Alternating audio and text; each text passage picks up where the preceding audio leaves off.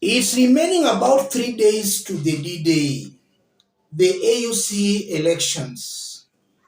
And we are getting some information that over 100 members of parliament from Kenya will be accompanying Raila Odinga to Addis Ababa, Ethiopia for that election.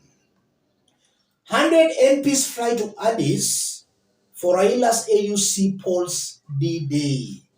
If you go through that story, President William Ruto, Prime CS Musalia Mudavadi and at least 100 MPs and top government officials will fly to Addis Ababa in solidarity with Raila Odinga, Kenya's candidate for the African Union Commission chairmanship. The Star has also learned that other political leaders, including governors from across the political divide, will also be traveling for the vote. Raila is considered the frontrunner. A source at Raila's Nairobi secretariat confided to the Storm that the Addis Ababa event has attracted immense interest from across the political divide. Yes, many MPs have been coming here requesting letters to help them process travel documents, the source told the Star. The source estimates about 100 lawmakers knocked on Raila's Capitol Hill office by Thursday last week. Deputy President Kithure Kindiki said National Assembly Majority Leader Kimani Ichung'wah will be Raila's chief agent in Addis during the Saturday vote, demonstrating the bipartisan approach the country has taken in the AUC campaign. I was President William Ruto's chief agent for 7 days, and I slept there, the bombers, and Ichung'wah will be Raila's, he said. So Kimani Ichung'wah will be Raila Odinga's chief agent. I want us to dig deep into all this for Kenyans to understand what this means politically and what it portends for Kenya's politics.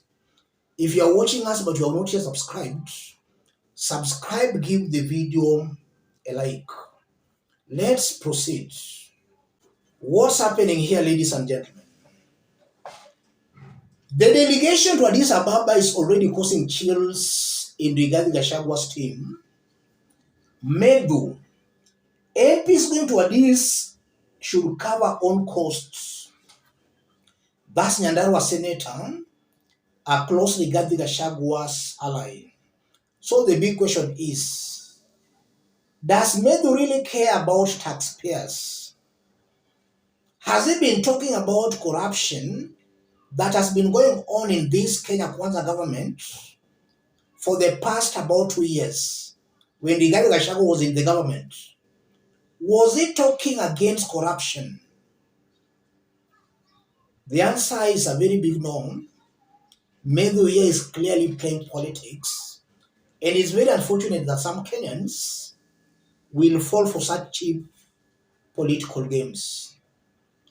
The big delegation to Addis Ababa, in my honest opinion, is something that can work for Raila Odinga. Raila is Kenya's candidate, and if any leader wanted to go show solidarity with Raila Odinga, the government will be very mean not to facilitate that leader going there to show solidarity with Raila Odinga. The delegation in itself shows Raila Odinga has been able to bring Kenyans together across the political divide, those in Azimio and those in Kenya Kwanza. And we all know Raila Odinga intends to unite Africa. How can he unite Africa if he can't bring even leaders in Kenya together? That delegation proves Raila Odinga has been able to bring the leaders together. Other African leaders think that they can actually vote for Raila Odinga just because of that. They see this as a person who is able to bring his country together so he can bring Africa together. So the huge delegation, in my honest opinion, is a plus to Raila Odinga. And that can also influence those other African leaders to indeed support Raila Odinga, because they're now seeing the seriousness Raila and Ruto are putting in this AUC thing. Compare that to when Raila Odinga was just alone, or with some few people. The seriousness won't be there. But that seriousness can convince these other African leaders to actually support Raila Odinga. And the huge delegation also confirms William Ruto is seriously praying for Raila Odinga to win that seat. If Raila wins that seat, then it's almost obvious and automatic to me that most of Raila Odinga's supporters will support Ruto. They will see William Ruto has helped their man win AUC. So it will also be a plus for William Samoei Ruto. That can also explain why William Ruto is taking that huge delegation to Addis Ababa. If Raila loses that seat, then that can also backfire on Ruto in that this talk of a long con can also surface. Some Raila Odinga supporters or even the haters will say it was all a long con. And they will use that against William Ruto come 2027. So Raila Odinga's win is a very big boost for Ruto. Raila's loss is a blow on Ruto. Raila Odinga, speaking yesterday in Nairobi, said that a win or a loss is still a win. What do you think Raila Odinga meant? I honestly believe that Raila has already looked ahead. He's sure he's going to win. And even looking on the countries that have so far come out to endorse Raila Odinga, Raila only needs 4. Yes, so far he has got 28 endorsements. He needs only 4. Other competitors, they need about 30 also countries. So Raila made those remarks because he's sure he's going to win that seat. Let me stop it there, ladies and gentlemen. In case you are watching us outside Kenya, drop a comment, let us know from which part of the globe you are watching us from. If possible, subscribe, give the video a like.